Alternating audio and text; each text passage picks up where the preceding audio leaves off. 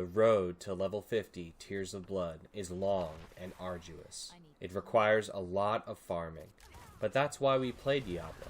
We play Diablo to farm and to play interesting character builds. Abattoir of Zir is exactly the content that this game needed. Greetings Internet, DDA here, and while you watch me farm Tier 9 Abattoir of Zir with my Fireball farming builds, it's the same build that I have released recently, so if you click in the top corner, you can check that video out, check out the build that I'm running right now. I just wanted to take some time to talk about my overall thoughts of the Abattoir after they pushed out the hotfix that massively changed everything. It was minor changes, but they were significant enough that it fundamentally changed how we can treat the Abattoir. The first thing that I want to talk about is that the Abattoir of Zir is still really hard. They say that up to Tier 5 is a Nightmare 100. I'm not sure if I necessarily agree with that. I think the Bloodseekers, the final boss, the Bloodseekers, are just way harder than any content that we faced so far. Facing 3 of them with the affixes that they have and just the ability for them to CC and the burst damage that they can put out when all 3 of them attack you. I don't think there's a comparison to Nightmare Dungeons that we can really have here. The mobbing and running through the dungeon is very, very easy, and I guess you could compare that to a Tier 100, but overall it's just a completely different experience and a whole new level of difficulty. They did reduce the damage by up to 20% across the board. We don't actually know where they reduced damage. I think that they reduced most of the damage towards the later tiers. My theory for this is basically the only builds that we've been seeing clearing the upper echelon of the content, the tier 25s, 23s, and things like that, have mostly been either abusing the Melted Heart of Selig or using damage while injured. I know the Sork clears that I've been seeing have been using damage while injured mostly. And I'm sure that there are other builds that can get up there as well. I'm not saying those are the only builds, but that's primarily what we're seeing. Primarily, we're seeing builds that are taking those few pieces that give them enough defense to be able to last, and then just pumping everything into damage. And I think the damage reduction that Blizzard did in this last update was mostly to make it so that we can see more of a variety of builds getting to that final tier, and not just Melted Heart of Selig and damage while injured. I'll be honest, I have no desire to build a damage while injured build. It doesn't interest me. For those of you Magic players out there, I consider myself somewhere in between a Johnny and a Spike. I definitely have min-max in my veins and in my blood, and I'm partially a min-maxer and a power gamer, but I am also looking to create interesting builds and min-maxing within kind of the confines of what I find fun and interesting within a game. So I just don't think that damage while injured is interesting or fun. I think it's kind of just taking advantage of a numbers game. But again, I just want to be clear like how hard this content still is. I still get one shot all the time, even though they reduced the damage. We did increase the level of tiers that we can do with a hotfix, but it wasn't by that much. I think I saw an increase of a couple tiers, maybe 2 or 3, 4 at most was the increase with the hotfix. But it wasn't like some massive reduction. I think they just wanted to open up the later tiers to more variety of builds, which I thank them for. I think the hotfix was great. The Glyph XP is actually rolling now. My Glyph is leveling at a good pace now, which is great. I know several people have already gotten their Glyph to level 50. It's going to still require a lot of farming, but it's still possible to do within the time frame that we have. To just see that power increase. I know everyone wants to see the power increase, so I'm there too. I plan on definitely getting my Glyph to at least level 50 before the end of the season, just to see the power. You know, I want to see it. One more thing I wanted to mention real quickly, and shout outs to Rob for posting about this and really releasing a data spreadsheet about it so that we can understand what the best tiers of the Abattoir of Zir are for farming. We learned, and he learned, that the mob's HP is actually doubling every 5 tiers. So I kind of noticed this while I was running, that every 5 tiers it gets insanely harder because the mob's HP are actually doubling at that point as compared to, like, say, a tier 9 versus a tier 10. Tier 10s have twice the amount of HP. So, and the same is true for tier 14 versus tier 15, and so on. The mob's HP is only increasing by 20% per the inner tiers, like in between the 5s. So then if we just kind of logically assess this, we can say that our best go-to farming tiers would be tier 4. If you're struggling and just starting out with the Abattoir, tier 4s, tier 9s, tier 14s, and tier 19s would be our go-to farming, essentially. And if you're like a god gamer, I guess you could farm tier 24s or something, maybe, probably not. So I just want to talk about several things that I've kind of learned over farming the Abattoir on tier 9 for the past couple days. If you watch my previous video, I talked about, you know, kind of compensating the lack of defense and CC that the Fireball build had by using the Frozen Orb enchantment. I have since completely removed the Frozen Orb enchantment from my build, slotted in the Ball Lightning enchantment instead, so I'm more so going towards the original build that I had. The damage is just way too high with the Ball Lightning enchantment. You have so much less damage with Frozen Orb, and now that they did reduce the damage, and they did reduce the one-shots that are happening, I can get away with using the Ball Lightning. Other things that I have adjusted over time, and I think a lot of people are going to start gravitating towards this, is I removed a Cursed Touch from my build completely, even in the Ball Lightning version, and I'm just 100% relying on the Metamorphosis power comboed with Prey on the Weak, and that is my only source of vulnerable in that Fireball build right now. And the way that we can get away with this is just, we only need vulnerable on elites, elite mobs, and then the Bloodseekers themselves. So being that we only need a low number of mobs to have vulnerable on it for us to really maximize our DPS, we don't need it on the trash mobs. We can kill those easily with AoE damage. So I'm just dashing through, applying vulnerability that way, and that the dropping of a Cursed Touch is freeing me up a slot so I can make sure I'm getting in my infection power to maximize my Tal Rashas. The Metamorphosis is absolutely needed for the CC and the Unstoppable. Every time I take it out, I end up dying because I get blocked. Even with the 2 Unstoppable abilities the Sork has, like pretty much when you're playing the Sork, you have to move 100% of the time. You cannot stand still. Anytime I stand still, I die. Straight up. So I have to move. So if there's anything that's going to lock me in place, even for a second, I'm probably going to die. So I'm always moving, always kiting, and just doing my best, and Metamorphosis is the only way I can do that. The other thing I changed about my vampiric powers was I dropped Undying because Warmth is actually performing extremely well. Warmth, I'm just so surprised at how strong Warmth is, I'll be honest. And as I add damage reduction and as I add defense, Warmth is only getting better. It just over time, as I'm making bigger pulls, pulling entire rooms, Warmth is literally only getting better. The ceiling of this ability is through the stars, and I'm so surprised how good it is. It's so good that I can drop Undying. I don't need Undying anymore. And I've done that, and it's freed up an extra vampiric power slot, again, to make sure I get in that Metamorphosis, and make sure I do still have the infection to maximize my Tal Rasha ring, because you need any single source of multiplicative damage you can get in the Abattoir. Things just have so much health, and your best defense is a good offense in the Abattoir. The damage is high, and dead mobs are not hurting you. The next kind of things I want to talk about are really minor percentage increases, really kind of squeaking out the last little bit of optimization in these builds, and that's kind of what the Abattoir is forcing us to do.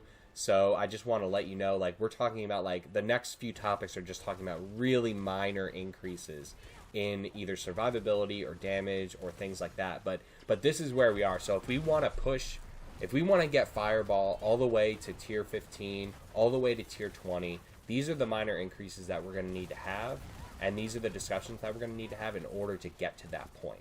At the point that I am right now, I think I probably could succeed at a tier 14. I think I could. I'm rolling tier 9s I'm doing about 5-minute runs with tier 9s right now. I do die sometimes if I mess up. But if I play perfectly, I can easily just clear the tier 9 in about 5 minutes. even without a shrine, because the fireball AoE damage is really, really strong, and you can fight all 3 Bloodseekers at the same time. I said in the previous video that even the sweatiest of sweaty gamer could not kite the Bloodseekers. I almost disagree with myself there. I think that's half true. The half truth is that you do get hit by the Bloodseekers. The Bloodseekers are going to hit you.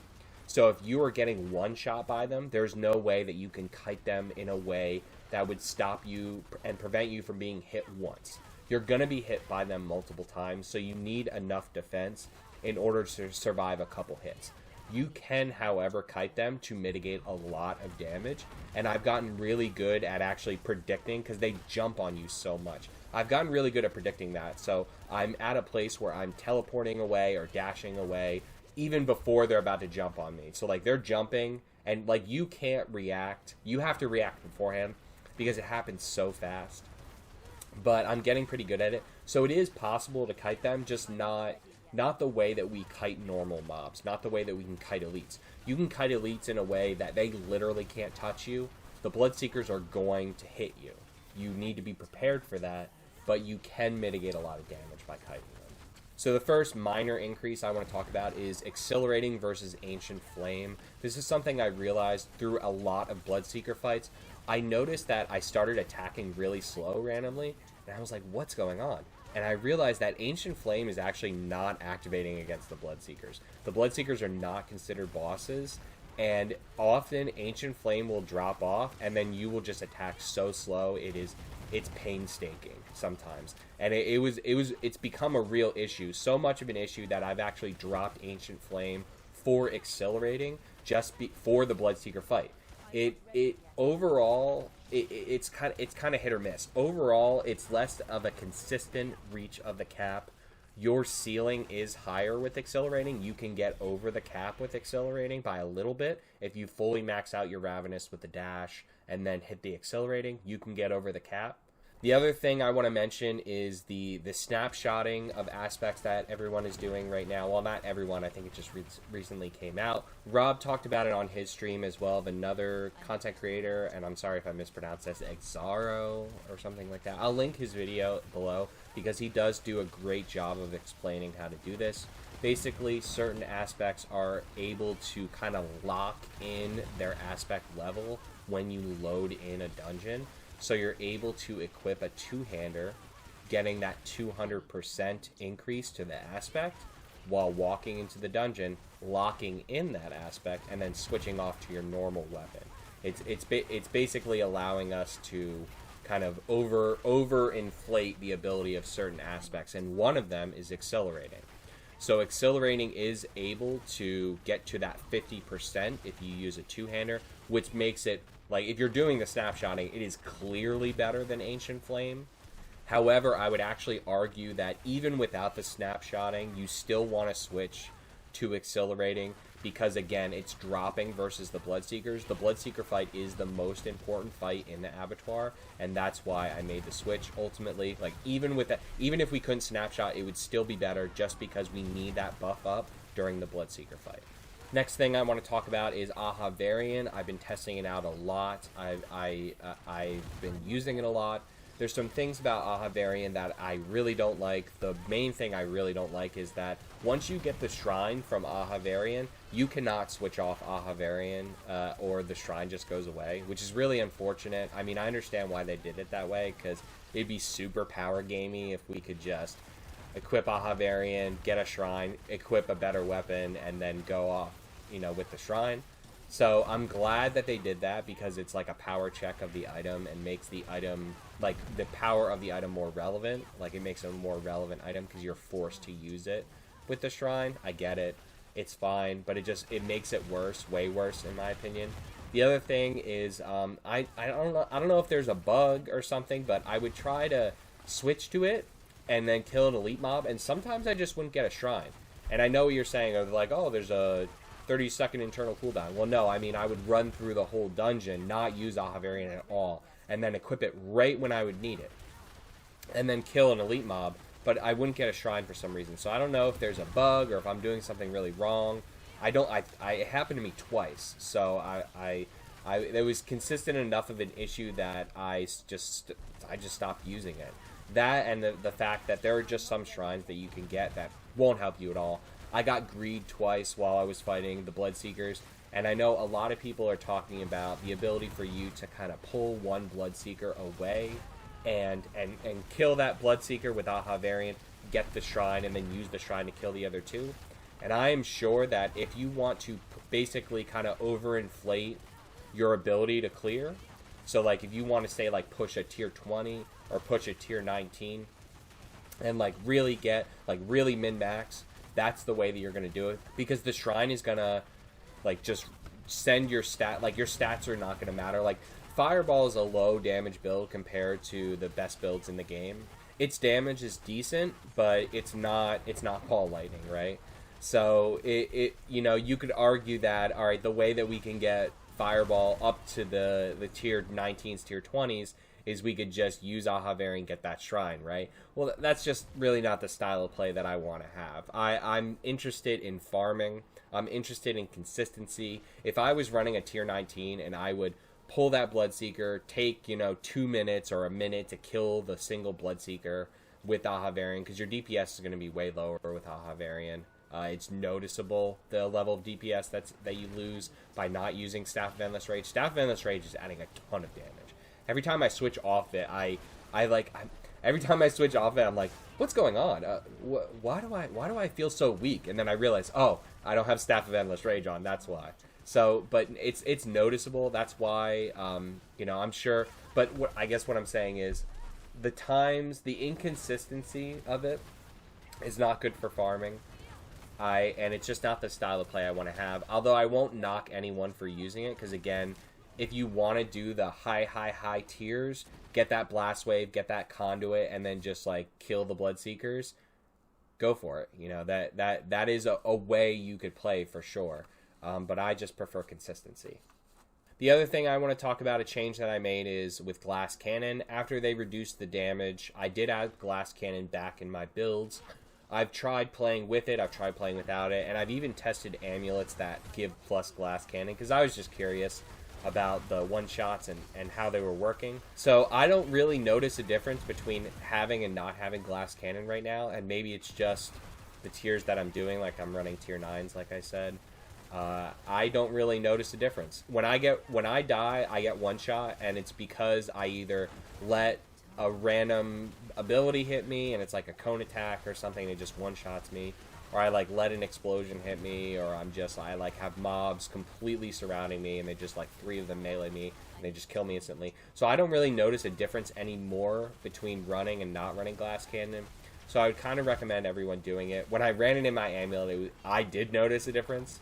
So I did notice way more one-shots, so I immediately took it off. So, and the reason I tried it is because I found an amulet that was really good damage reduction, but it had Glass Cannon instead of Devouring Blaze. So I was like, oh, maybe I can get away if I have all this damage reduction, even though I have Glass Cannon. No, could not do it. The next thing I want to talk about is the difference between Unleash and Tactician in the Burning Instinct board. I feel like in the Burning Instinct board, we want to increase the nodes because we need the extra damage reduction from burning enemies. We absolutely need that. It's paramount that we are getting that extra damage reduction from burning enemies. So slotting one of these glyphs into that Paragon board is just absolutely needed. So one of them needs to go in there. The difference between them, Tactician is giving you an extra, 3.8 damage reduction from burning, so 4% we'll say. So that's fair. That's a fair amount. That's almost 2 magic nodes worth of damage reduction. That's fair. I can notice a difference when I switch it out. But however, Unleashed is giving you between 2 to 5 mana per second, which actually ends up being between 13 and 15% extra mana regeneration compared to your base mana regeneration. So I know it only says 6.7%, but I think that 6.7% is being multiplied, and it's actually ending up mattering much more than you realize. So like I said, it's actually between a 13 and a 15% increase to your mana regeneration. So you visibly notice the difference. I notice the difference in mana regeneration when I have Unleash in.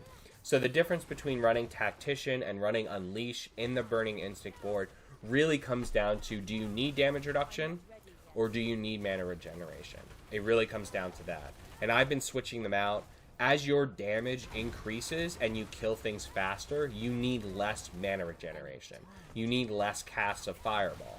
So as we level the Tears of Blood glyph, you can then switch to more damage reduction and push higher because your damage is higher, so you're killing things faster. So that's kind of how I've been rolling. So in the beginning, I had less damage, like less levels on my Tears of Blood glyph. So I put Unleash in the beginning because I just needed to cast so much. But then as I started to push higher in the higher tiers, I needed the damage reduction more. So then I put in, right now I have Tactician in there for the extra damage reduction because I'm able to last without the mana regeneration. But I think both are good, both are needed, and your choice between them just matters how much you're casting Fireball.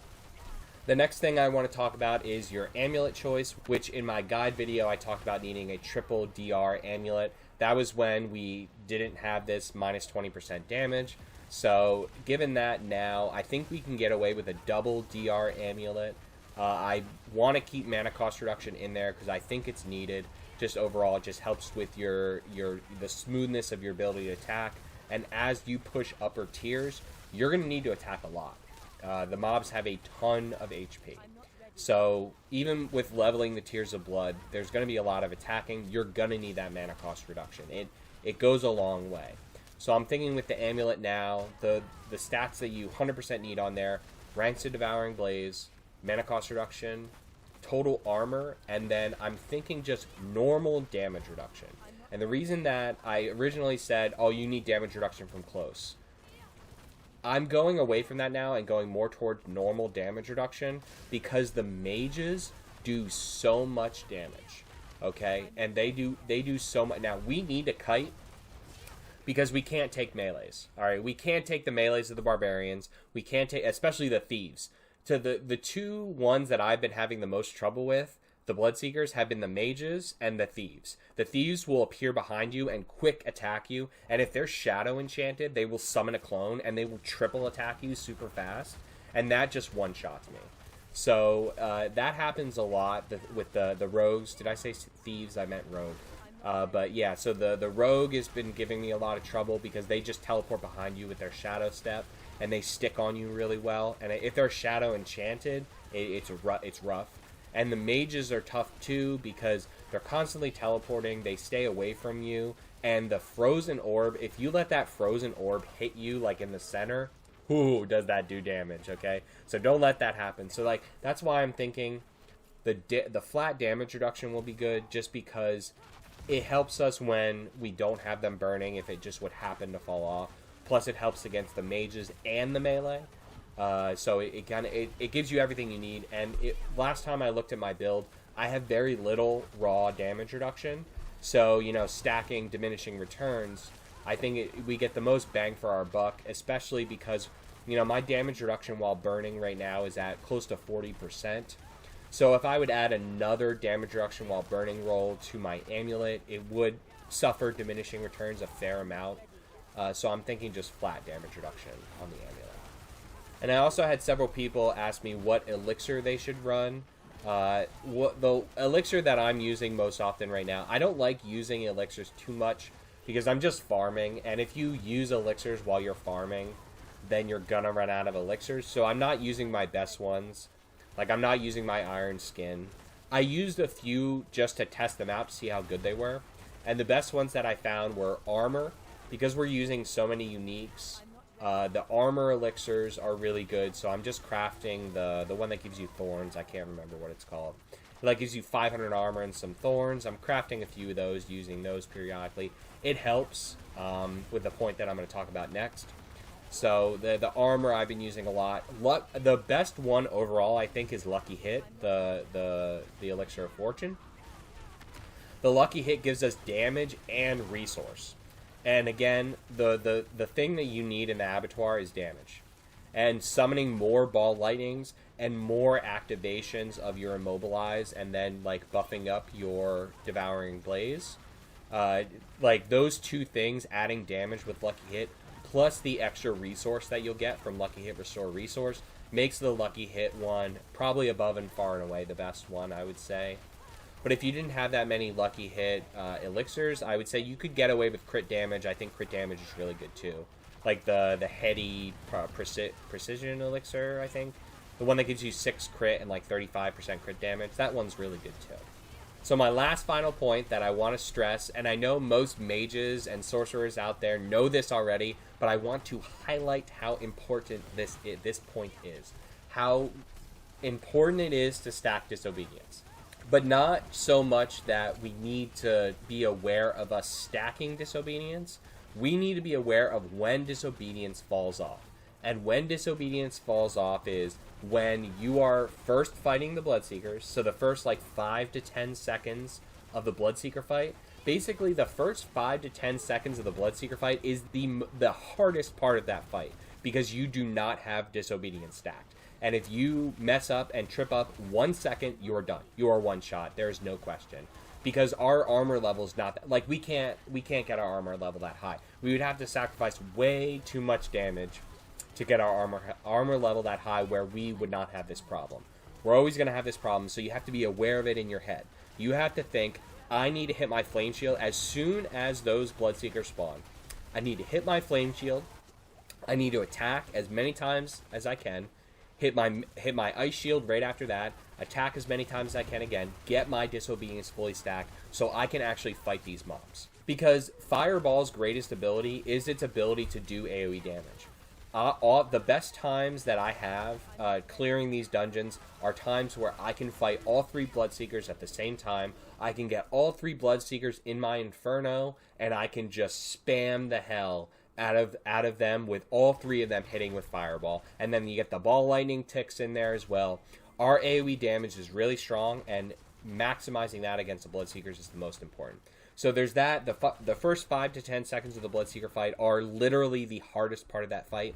But also if you're trying techniques where you're pulling one Bloodseeker away, the time it takes for you to kill that Bloodseeker and then run to the group where the rest of the group is, where you're fighting, you will lose Disobedience then as well. So again, just any time that there is an instance where you have a downtime and you lose your stacks of Disobedience, you need to just be ready with your flame shield and just be aware of it, because you will get one shot. And most of my one shots now are against the Bloodseekers when I don't have Disobedience. So just, you know, as far as like techniques to succeed in Abattoir, that's number 1 on my list. So I hope you all are having fun in the Abattoir of Zir and just having fun farming and leveling. We got the winter event coming up soon, so I'm excited to see what that brings with the new blood harvest area, whatever you want to call it, that's overtaking Sanctuary. It'll be fun. You get some elixirs, maybe level up some ults. That'll be some fun. I'm honestly, I'm probably just going to keep testing out builds and keep making new interesting builds, and then trying it out in the Abattoir of Zir and seeing how far I can push Fireball, seeing how far I can push other builds. Actually, right now, the next build that I want to make is Meteor. I just love fire so much. So if you're interested in off-meta builds, if you're interested in interesting takes on builds, please hit that like, hit that subscribe button. We're going to be pushing out way more content for Diablo. And as always, turn your dial to Random Number Gaming for your one-stop shop for the best Diablo guides.